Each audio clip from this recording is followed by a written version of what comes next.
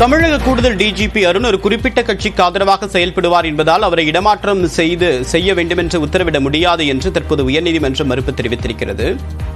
தேர்தல் ஆணைய விதிமுறைகளின்படி தேர்தல் நடத்தை விதிமுறைகள் வந்தால் 3 ஆண்டுகளுக்கு மேலாக ஒரே இடத்தில் பணிபுரியக்கூடிய அரசு அதிகாரிகள் அனைத்து பணிநிலையில் இருக்கக்கூடியவர்களும் இடமாற்றம் செய்யப்பட வேண்டும் என்பது விதி. அதன் அடிப்படையில் இடமாற்றம் மேற்கொள்ளப்பட்டது. குறிப்பாக காவல்துறை அதிகாரிகள், வருவாய்த்துறையில் பணியாற்றக்கூடிய முக்கிய அதிகாரிகள் என்பது போன்ற தேர்தல் பணிகளை நேரடியாக கையாளக்கூடியவர்கள் தொடர்ந்து ஒரே இடத்தில் பணியாற்றியிருந்தால் அதில் வேறு இடத்தில் பணியாட மாற்றம் செய்ய வேண்டும் என்பது தேர்தல் நடத்தை விதிமுறைகள். அந்த வகையில் IPS அதிகாரி அருண் மீது ஒரு குற்றச்சாட்டு என்பது பதிவு செய்யப்பட்டிருக்கிறது.